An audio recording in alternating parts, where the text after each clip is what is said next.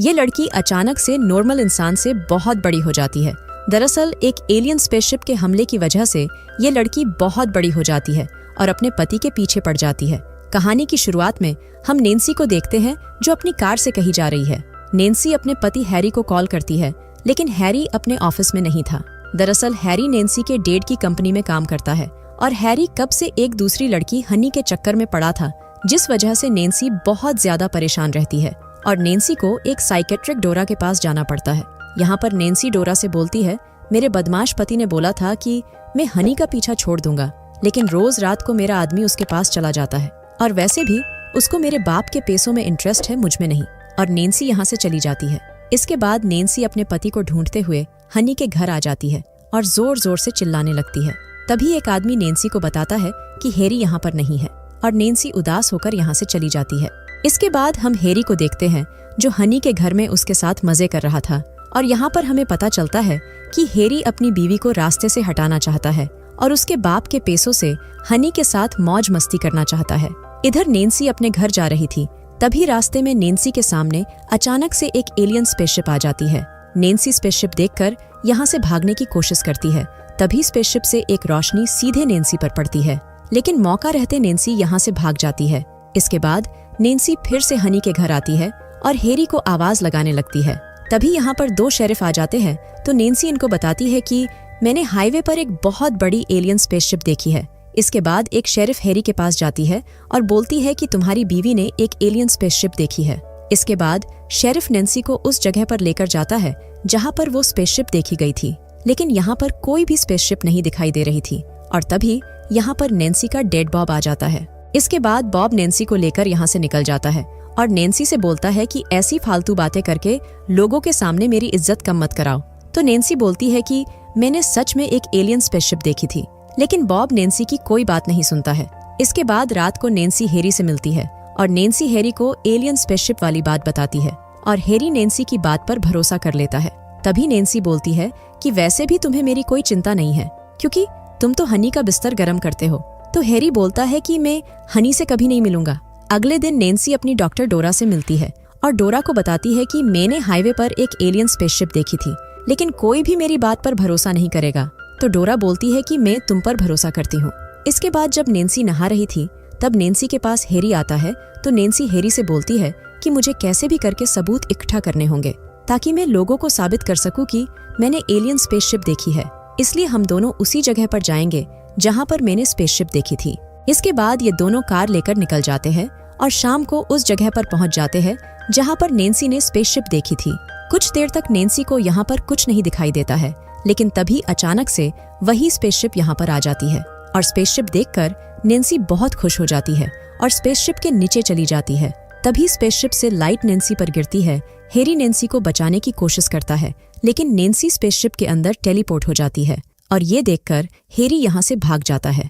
इसके बाद हम हनी को देखते हैं जिसे अपनी छत से कुछ आवाजें आती है और हनी एक कुल्हाड़ी लेकर छत पर आ जाती है। यहाँ पर हनी को नैन्सी मिलती है। हनी नैन्सी से पूछती है कि आखिर तुम यहाँ कैसे आई?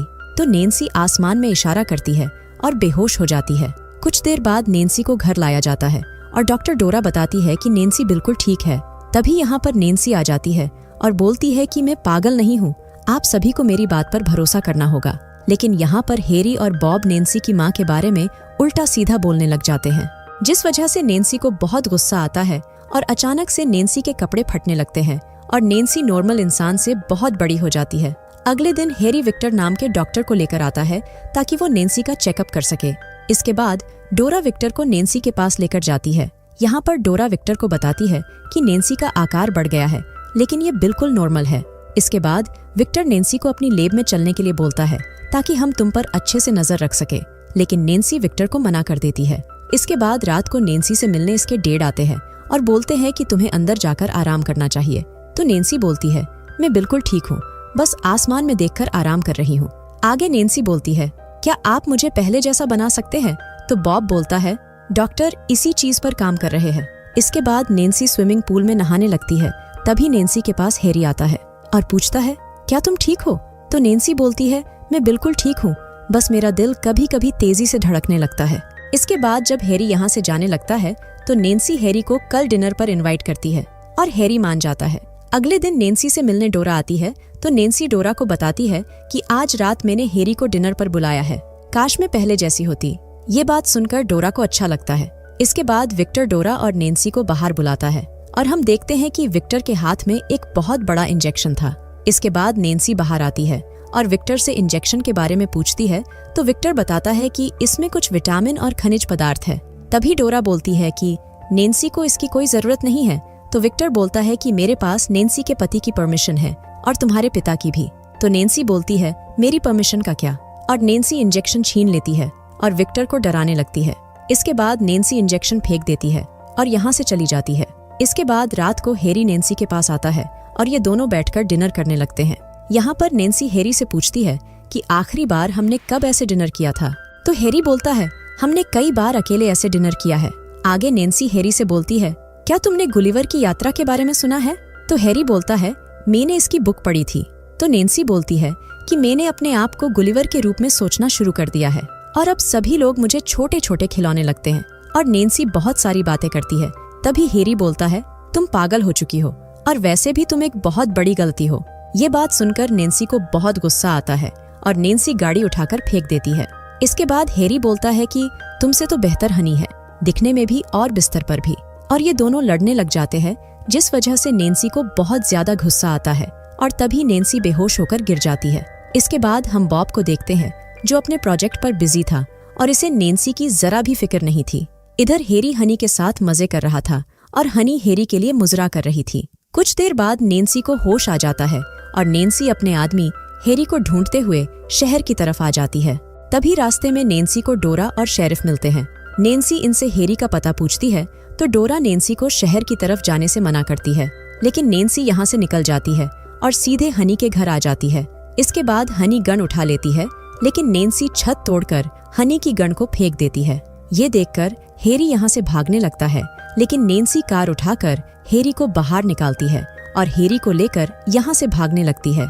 कुछ दूर जाने के बाद नैन्सी के सामने इलेक्ट्रिक वायर आ जाते हैं, जिस वजह से नैन्सी रुक जाती है और तभी नैन्सी के पास शेरिफ और बॉब भी आ जाता है। बॉब नैन्सी से बोलता है कि अब ये सब बंद करो, क्योंकि वैसे भी तुमने मेरी बहुत बेइज्जती कर ली है। तो नैन्सी बोलती है कि आपको कभी भी मेरी परवाह नहीं थी, आपको सिर्फ अपने पैसों से प्यार है।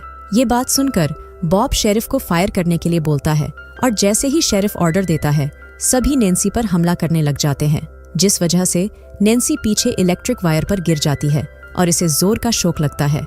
लेकिन अचानक से यहाँ पर वही एलियन स्पेसशिप आ जाती है और नैन्सी और हैरी को अपने अंदर टेलीपोर्ट कर लेती है। सभी लोग ये देखकर हैरान हो जाते हैं और स्पेसशिप यहाँ से चली जाती है। कुछ समय बीत जाने के बाद हम हैरी को देखते हैं, जिसे स्पेसशिप के अंदर कैदी की तरह रखा गया था। इसके बाद हम नैन्सी को देखते हैं, जो अब स्पेसशिप के लोगों की सदस्य बन गई थी। नैन्सी हैरी से बोलती है कि अब तुम्हें ऐसे ही रहना होगा, क्योंकि अब यही हमारा घर है, और नैन्सी यहाँ से चली जाती है और ये मूवी यहीं पर खत्म हो जाती है।